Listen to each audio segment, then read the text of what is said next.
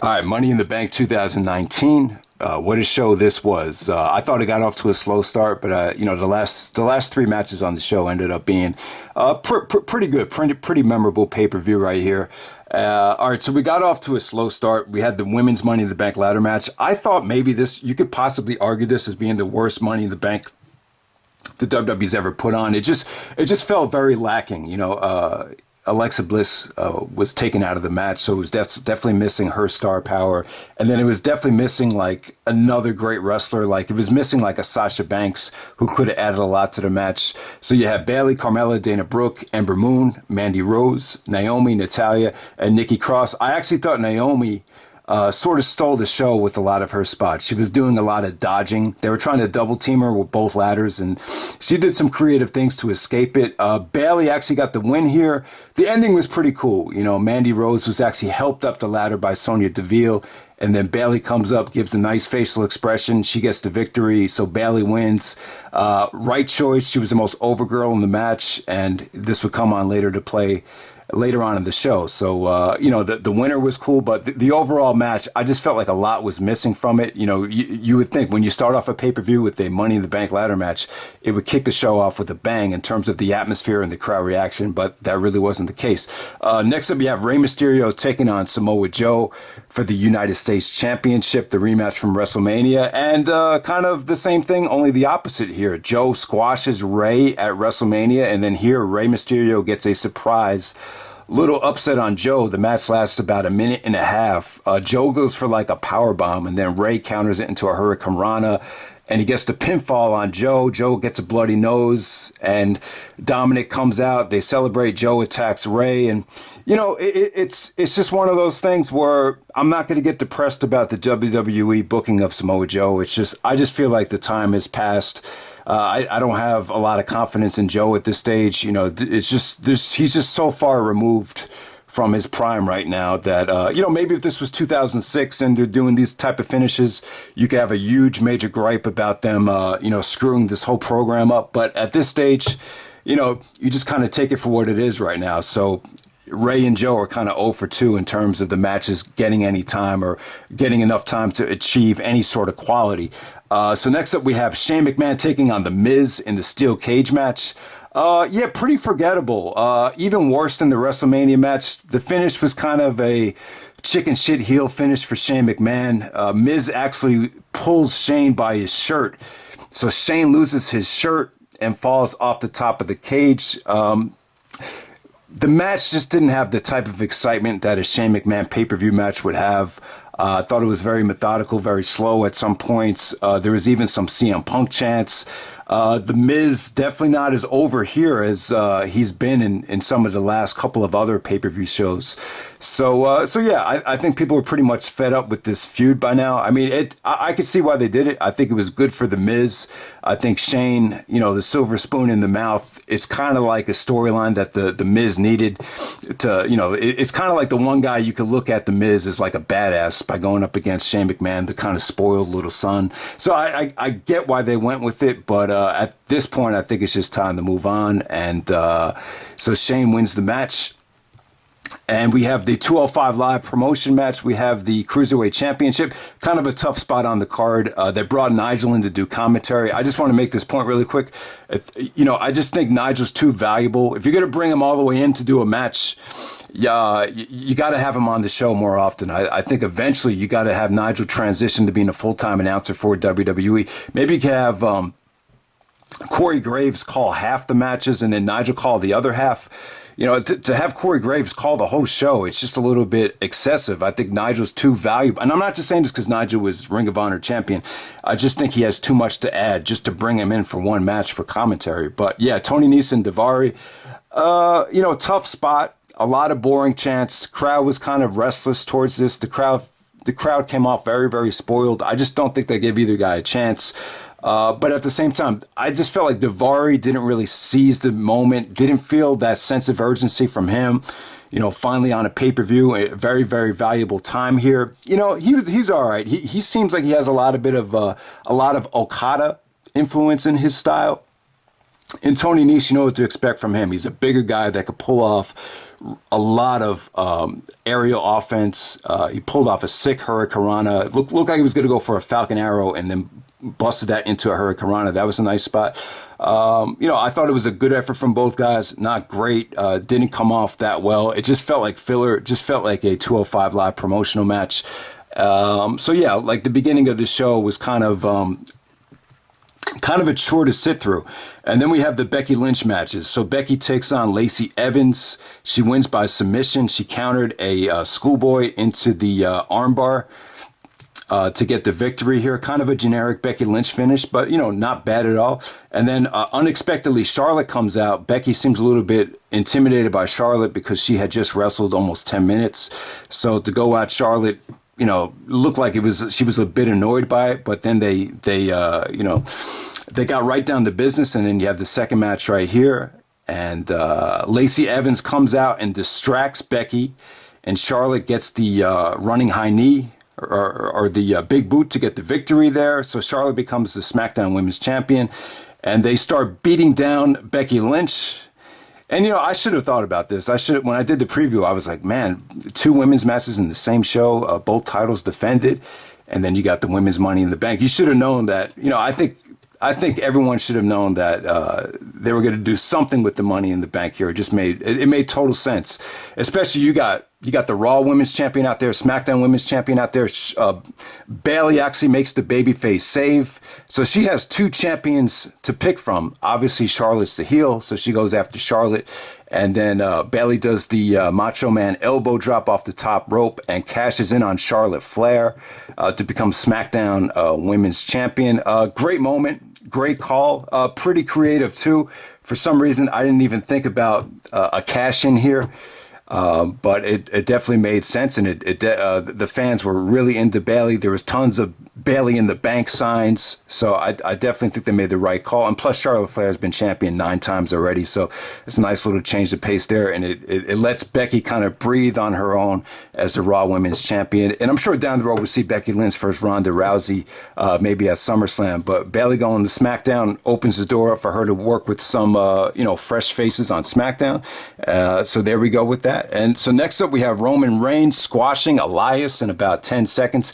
Honestly, guys, Elias was in the ring. He beat down Roman backstage, and then he was, playing his electric guitar. I actually went to the bathroom, came back, and the match was actually over. So Roman actually squashes Elias in 10 seconds.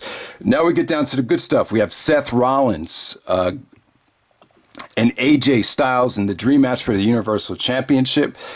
Yeah, man, great stuff. I have no complaints about the match. I thought the match was great. It delivered, but it didn't leave you like exhausted, and it's still like there's still a lot of creative directions you could go from it. AJ gives Seth the code of honor. Seth wins clean with the curb stomp. But I'll tell you, when you got 2 guys that love the business, that love the art form of professional wrestling, I thought it just came off great. This is what you get here. You had a great combination of competitiveness and fluidity and athleticism. Really nothing to complain about at all. I thought I wasn't bored for 1 second throughout the match. I thought the counters and the intensity, I thought everything was great here. And, oh, man, I jumped out of my seat. I was like, what a maneuver. When I think what happened here was AJ actually countered the curb stomp into the Styles Clash. And I'll tell you, it was flawless. Like, they didn't, like, it didn't seem awkward at all. They just, the execution on that was beautiful.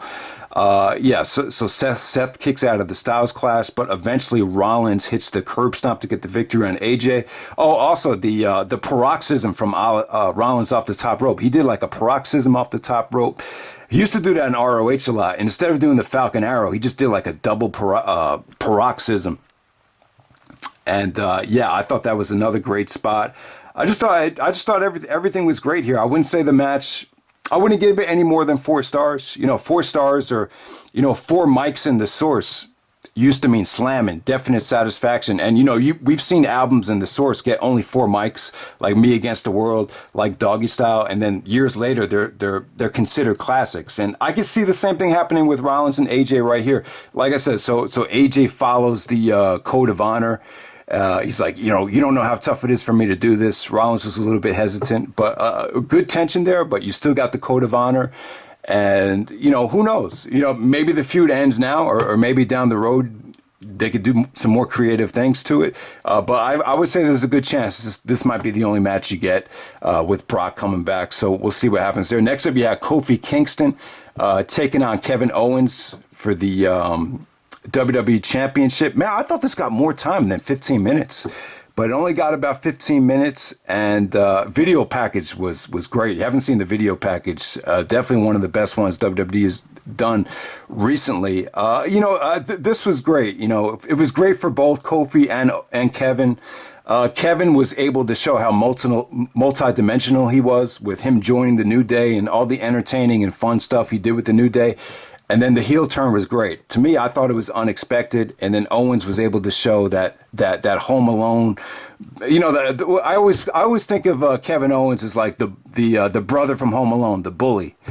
I forget his name in the movie. What was his name again? Oh, Buzz from Home Alone. Yeah, he was able to go kind of morph back into that type of aggressive heel again. Great trash talking from Owens, and he played a great heel in this match. So it was good for Owens because he was able to show his how versatile he is as a performer. And then Kofi, it was great for him because, Daniel Bryan was a totally different heel. Daniel Bryan's beef was more with the WWE Universe, but with Kevin, it was like him going up against that bully, that nasty heel that just wants to, kick your skull off. And the match was good. I think they really trusted Kofi after the reaction from WrestleMania to deliver a match this high on the card. And I thought it came off great, man. It really, there was a lot of drama here. I thought Kevin played a great heel. There was a beautiful, Kofi did his corkscrew off the top rope, and then Kevin hit him with the super kick on the way down. That was pretty creative. There was actually a spot in the match where Kevin took Kofi's boots off, then he hit him with the swanton. Kofi got the knees up, hit the Trouble in Paradise to get the victory. I think Kofi actually kicked out of the pop-up powerbomb too. So yeah, it had some good back and forth, good drama. I wouldn't say it's must-see. I don't think it's going to end up being a classic or a match of the year candidate. It was just a nice little title, a nice feel-good title defense for Kofi Kingston. I give it about 3.5. Definitely worth checking out. So yeah, good stuff there. And then the Money in the Bank. You had Mustafa Ali. See, Ali and Andrade Cien Almas are just going by one name now. So I guess you got to call him Ali, Andrade, Baron Corbin, Drew McIntyre, Finn Balor, Randy Orton, and Ricochet. A good Money in the Bank ladder match. I wouldn't say it ended up being one of the top 5 ever. Sami Zayn getting taken out of the match. Backstage, Braun Strowman was like looking for Sammy, and then they found Sammy he was actually being hung upside down, and then Triple H kicked Braun Strowman out of the arena. So you had that whole thing going on, and so Sammy actually does not come out, but I guess the whole point was so that this enables Brock Lesnar to steal the Money in the Bank at the end of the show, which was kind of shocking. I'll talk more about that later, but first I just want to give credit to the guys in the match. Yeah, the match was pretty entertaining, man. I really thought all these guys came to play here. I mean, the reaction for both Money in the Bank ladder matches from a crowd reaction standpoint, I wouldn't say it was great. The crowd definitely got more into this once they saw a lot of the bumps. Balor took some nasty bumps here. He took a sunset flip off the top of the ladder, and then he bounced 3 feet in the air when he hit the ladder. I think that was Andrade that gave him the sunset flip. That was cool. And then he took another power bomb on the side of the ladder, if that makes any sense. But that was pretty nasty as well. I would say Baron Corbin actually looked good here because a lot of the guys really bumped like a bitch for him, especially the Ali table spot. That came off pretty badass. Even Drew McIntyre had some dominating moments where he, him and Corbin were working together, and then McIntyre paid him back after Corbin turned on him. That was cool. Ricochet took some, I wouldn't say Ricochet over blew anyone away with his bumps here, but he was great. He's great in these matches, and he didn't disappoint as well. He took a nasty bump at the end of the match. Orton did a lot of dominating suplexes in the beginning. Eventually, he did his little RKO off the ladder, which I think everyone expected. But, you know, a nice little mix of talent here. I thought the match was pretty great. I would say it definitely delivered, but I wouldn't say it exceeded expectations to the point where, you know, you need to rush and check this out. You know, Brock coming out, it was kind of shocking, but disappointing at the same time. I think... you know, the overall feel of the title matches was, you know, you got guys that want to be there, and you know, it just had the two title matches just had a nice feel good moment to it without Brock being involved, and Brock coming down and winning the Money in the Bank, kind of mixed feelings. You know, if Brock is going to come back and be motivated and not, and not be indecisive about whether staying or going back to the UFC, then I'm all for Brock coming back if he's going to be Brock Lesnar. But if he's going to be Bork Laser, you know, I'm kind of against him coming back. His facial expression when he won, though, was pretty entertaining. Like I don't know. I thought it was kind of funny, like Brock's facial reaction to him winning. Like he's just like laughing at everyone and saying he kind of has his North Dakotan accent saying I'm back and everything. So I don't know. I mean, I don't know how you look at this. It was kind of shocking to me. I didn't expect Brock to be back. Michael Cole at the end of the show was like, oh man, Rollins has to watch out now. How is Rollins going to relax with Brock Lesnar being the Money in the Bank? So a Rollins-Brock matchup is definitely inevitable. Like I said, guys, I think Brock and Rollins could be a great matchup if they actually go out and put in an effort. But I just don't know at this point. I don't know when we're going to see it. I was hoping Rollins and AJ would have a huge, long feud. But it looks like that might not even happen now. So that's it, man. I mean, the show was actually pretty good. The last three matches, I would just check out the last three matches. And the Bayley cash-in. The Bayley cash-in was really cool.